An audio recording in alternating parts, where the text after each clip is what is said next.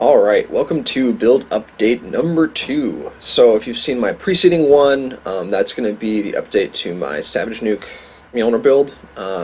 This is going to be an update for my Poison Blade Vortex Shadow, who has now ascended to be an assassin. I'm going to quickly deal with that. Get out of my face. Okay. Alright, so for terms of his gear, nothing has really changed. He doesn't have any enchants on his gear that make a difference. Aside from I have gotten one that's nice. But let's go ahead and look at what the Assassin Ascendancy class offers. So you can see I'm an assassin here. I've picked up the damage over time buff here, Toxic Delivery. This gives us 10% of our physical damage as extra chaos damage, which again scales with the spells, and we also take 10% reduced damage from damage over time, which is nice. And that 30% increased damage over time helps to compensate for some of the nerfs to poison. But that extra damage is chaos damage, both buffs our Blade Vortex damage output and the base damage of the poison, because it scales off your physical and your chaos. And we've taken Unstable Infusion here. We have a 10% chance to get a power charge whenever we don't crit. The critical chance of my Blade Vortex is up to around 55 or so percent. When I have full power charges, I'm going to be increasing my power charge count with later points. Last thing I have here is Deadly Infusion, 8% critical multiplier per power charge, and plus 0.5 to base critical strike chance per power charge.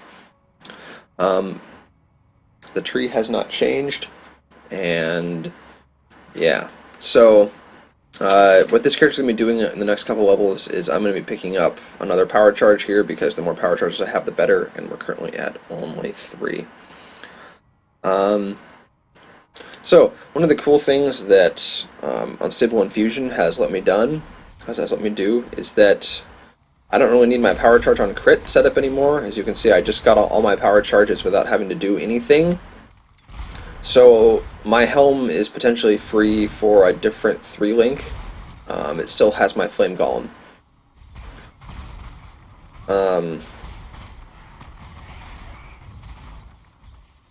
terms of enchants, the useful ones I have right now, I have 65% chance to avoid being stunned if I've killed an enemy in the last 4 seconds, which is pretty nice. And we also have Decree of Thunder on kill, which is a burst of lightning, which helps me burst down packs. I probably, again, like something on hit with this, but so we can trigger it as often as the cooldown is, because the cooldown on most of these enchant skills is about 5 seconds. And that would work against bosses. And again, my helmet doesn't have anything useful yet.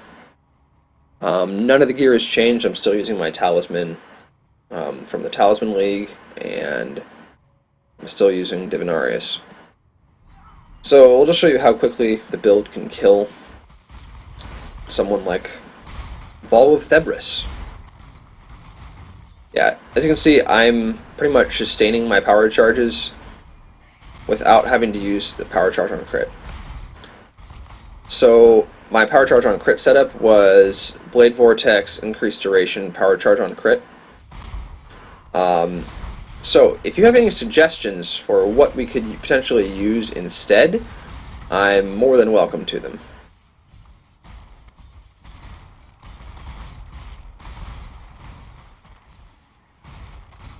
Alright, here's Vol. So you can see, good to see how fast the assassin melts him.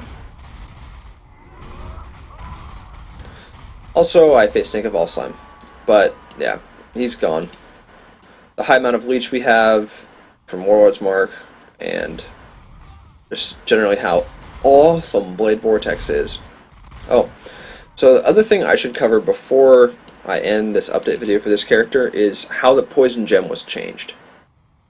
So if you remember, this used to be something like it was like 115% increased damage with poison with 20% poison duration at level 19 with 20 quality. They nerfed the quality bonus in half, so it only gets 10% poison duration now. Again, our poison duration is still really long from increased duration in all our nodes on the tree, so we're fine there. And they nerfed the poison damage per level down to like 2% instead of 5% that it was with starting with nothing and then going all the way up to 38 instead of starting with 40 and going all the way up to like 120. So they've significantly reduced the things to this. I'm pretty sure this was because a lot of the poison trappers and stuff that have been in the game, but this hasn't had. I haven't really noticed an impact on this character at all yet. I did it Zeri with this character last league, and yeah, he doesn't really care. I've also run the labyrinth with him. He clears his Zaro easily. I've actually had some quote unquote issues where I killed a Zaro too quickly and buffed his forms. I didn't end up failing at all, but I couldn't do. Like Azaro would touch me, and I would try to move away immediately, and the poison stacks would get him to his life threshold, and the fight would end before I could kill his ads, which was kind of funny. So if you've seen the first video, you saw that I did a run through today's Merciless Labyrinth. I'm not going to do that. Well, the day's Merciless Labyrinth. I'm going to release these videos maybe on different days. We'll see. But yeah, I'm not going to run the labyrinth again with this guy. It's not really a need to. So that'll conclude the update on this character, and we'll go ahead and move on to the next one.